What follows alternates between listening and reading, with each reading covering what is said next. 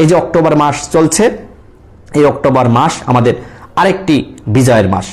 এই বিজয়ের জন্য আমাদের সবাইকে রাজপথে নামতে হবে, প্রতিবাদ করতে হবে। এই অক্টোবর মাসেই ফাইনাল ম্যাচ আমাদের খেলতে হবে। ওবায়দুল কাদের সাহেব তো সবসময় খেলার কথা বলে, জনগণের চাপেই পদত্যাগ করবে। আমার আশা করি এই অক্টোবরেই পদত্যাগ হবে এবং অক্টোবরেই সংবিধান সংশোধন করে তত্ত্বাবধায়ক সরকার আসবে। খালেদা জিয়া তার ছেলে একেবারে শের কাগজে মুচলেখা দিয়ে কোনদিন আর রাজনীতি করবে না, সারেন্ডার করে নাকে খত দিয়ে মুচলেখা দিয়ে আপনাদের এই দেশে এসে বসে আছে। এখন এখান থেকে ওই ডিজিটাল পদ্ধতি ব্যবহার করে আন্দোলন করে। আসসালামু আলাইকুম, আপনারা সবাই কেমন আছেন? আশা করছি সবাই ভালো আছেন। তো আমি আপনাদের কাছে দেখাবো অক্টোবরের শুরুতেই নির্বাচন নিয়ে গুরুত্বপূর্ণ তথ্য দিলেন নেতাকর্মীরা, আর এইদিকে তারেক রহমানকে নিয়ে একই তথ্য দিলেন মাননীয় প্রধানমন্ত্রী শেখ হাসিনা, যা আপনারা শুনলে অবাক হয়ে যাবেন।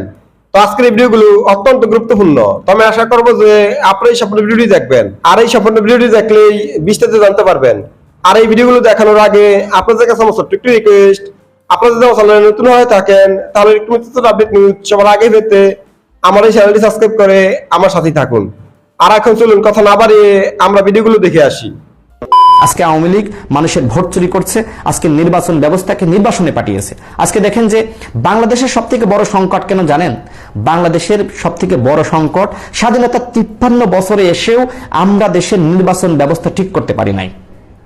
আমরা দেশের নির্বাচন ব্যবস্থাকে আমরা কবরের মধ্যে লাশ বানিয়ে পাঠিয়ে দিয়েছি। ওবায়দুল কাদের সাহেব তো প্রায় বক্তব্যে বলে যে তত্ত্বাবধায়ক সরকার নাকি মরা লাশ, এই লাশকে জিন্দা করা যাবে না। তো আপনারা কেন 96-তে জামাতকে সাথে নিয়ে, জাতীয় পার্টিকে সাথে নিয়ে এই তত্ত্বাবধায়ক সরকারের দাবিতে আন্দোলন করলেন? তখন কি আপনাদের একটিবারের জন্য মনে হয়নি যে তত্ত্বাবধায়ক সরকার ব্যবস্থা জামাতের ফর্মুলা, সুতরাং এই ব্যবস্থাকে নিয়ে আমরা বিএনপির বিরুদ্ধে আন্দোলন করব না? আর এখন আপনারা বলছেন এটি জামাতের ফর্মুলা, এই ফর্মুলা আর আমরা কখনোই ফিরিয়ে আনবো না, স্বাধীনতা বিরোধীদের ফর্মুলা আমরা ফিরিয়ে আনবো না। তো স্বাধীনতা বিরোধীদের ফর্মুলাকে গ্রহণ করে কেন আপনারা জামাতের সাথে এক টেবিলে বসে আলাপ আলোচনা করলেন? কেন চা খাইলেন? কেন খাবার খাইলেন? কেন পরবর্তীতে যুগপৎ আন্দোলন করলেন? কেন? এই প্রশ্নগুলোর উত্তর কি আপনাদের কাছে আছে? আজকে আপনারা দেশটাকে যে জায়গায় নিয়ে গিয়েছেন আপনাদেরকে কৈফিয়ত দিতে হবে। বিশ্বাস করেন আর না করেন, এর জন্য আপনাদের চরম পরিমাণে খেসারত দিতে হবে। আপনারা মনে করছেন যে আপনারা যা করেছেন সবকিছু মানুষ মেনে নিবে? না, মানুষ এখন প্রতিবাদ শুরু করেছে। এই যে অক্টোবর মাস চলছে, এই অক্টোবর মাস আমাদের আরেকটি বিজয়ের মাস। এই বিজয়ের জন্য আমাদের সবাইকে রাজপথে নামতে হবে, প্রতিবাদ করতে হবে। এই অক্টোবর মাসেই ফাইনাল ম্যাচ আমাদের খেলতে হবে। ওবায়দুল কাদের সাহেব তো সবসময় খেলার কথা বলে, তিনি ইতিমধ্যে বিএনপিকে হুমকি দিয়ে ফেলিয়েছেন। তিনি কি বলেছেন? বিএনপিকে 36 দিনের আলটিমেটাম দেওয়া হলো, বিএনপি যদি ভালো না হয় তাহলে তাদের বিরুদ্ধে খেলা হবে, তাদের বিরুদ্ধে ব্যবস্থা নেওয়া হবে। একই সাথে তিনি বলেছেন যে সরকারের থেকে অনুমতি নিয়ে আন্দোলন করতে হবে। আরে ভাই, আপনি কি যখন আপনি ক্ষমতার বাইরে ছিলেন, বিরোধী দল ছিলেন, তখন আপনি এই কথা বলতে পারতেন? আপনি কি বলেছেন যে সেই বিএনপি যে সময় সরকারে ছিল আপনি কি বলতে পারতেন যে আমরা বিএনপির থেকে অনুমতি নিয়ে আন্দোলন করব? কোথায়? 173 দিনের হরতালের কথা কি মানুষ ভুলে গিয়েছে? ওই শেরাটনের সামনে গান পাউডার দিয়ে 11 জন মানুষকে পুড়িয়ে হত্যা করেছিলেন, সেগুলো কি মানুষ ভুলে গিয়েছে? মানুষ কি ভুলে গিয়েছে সেই 2006 সালে লাশের উপর নৃত্যের কথা? মানুষ কি সেই লঘুপটার আন্দোলনের কথা ভুলে গিয়েছে? আপনারা বিরোধী দলে থাকা অবস্থায় সর্বাত্মক সহিংস আন্দোলন করেছেন। 2014 সালে যখন আপনার জামাত বিএনপি আন্দোলন শুরু করলো, তখন আপনারা কি করলেন? একদিকে তারা জামাত বিএনপি হরতাল দেয়, অন্যদিকে আওয়ামী লীগ গাড়ি পোড়ায়। আওয়ামী লীগের এমপি পঙ্কজ সাহেব, তার উপজেলার আওয়ামী লীগের নেতাকর্মীরা প্রেস ব্রিফিং করে বলেছে ওই সময় বিহঙ্গ বাসে 13-14 সালে আওয়ামী লীগের এই পঙ্কজ সাহেবের নির্দেশনে আগুন দেওয়া হয়েছে। দেখেন, আগুনের খেলা কারা করে? কারা আগুন সন্ত্রাস? আওয়ামী লীগ আগুন সন্ত্রাস, সোজা কথা। তো এখন বিএনপি বা অন্যান্য দল কেন হরতাল দিচ্ছে না? কারণ এই প্রথম আলোতে নিউজ হয়েছিল যে বিএনপি বা অন্য দল হরতাল দিবে এবং সেটির সুযোগ নিবে আওয়ামী লীগ। আওয়ামী লীগ এই ভিসা নীতি, এখন ভিসা নীতির ফাঁদে বিএনপিকে ফেলতে চায়। অর্থাৎ হরতাল নামটি যখন নিবে তখন বিভিন্ন এজেন্ট ব্যবহার করে আওয়ামী লীগ বাসে বাসে বিভিন্ন পয়েন্টে পয়েন্টে আগুন দিবে আর বলবে এগুলো বিরোধী দল দিয়েছে। এই খেলায় আওয়ামী লীগ নিমগ্ন হতে চায়। আমরা কি আওয়ামী লীগকে এই খেলার সুযোগ দিব? আপনারা একটু কমেন্ট করে জানাবেন, আমরা কি আওয়ামী লীগকে এই খেলার সুযোগ দিব? কোনোভাবেই না। আমাদের এখন সচেতন ভাবে খেলতে হবে। বিদেশি বন্ধুরা আমাদের পাশে এসে দাঁড়িয়েছে, ইউরোপ আমেরিকা তারা বলছে বাংলাদেশে তারা অংশগ্রহণমূলক নির্বাচন চায়। পুরো বিশ্ব এখন বাংলাদেশের দিকে তাকিয়ে রয়েছে। বাংলাদেশ এখন আন্তর্জাতিক একটি চিন্তার একটি জায়গা হয়ে দাঁড়িয়েছে।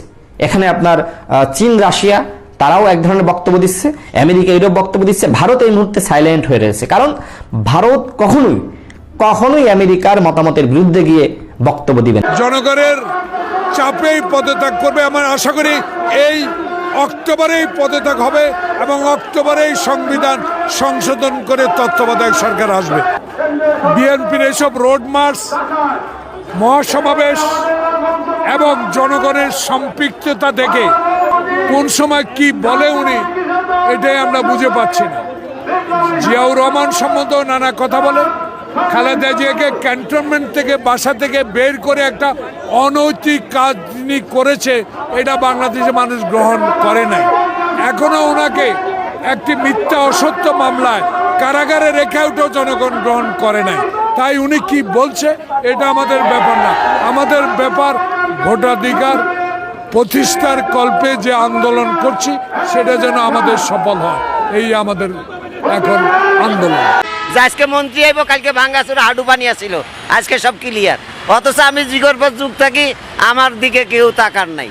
আমার ঘাটের রাস্তাঘাট, আমার বাড়ির সামনে একাডু পানি।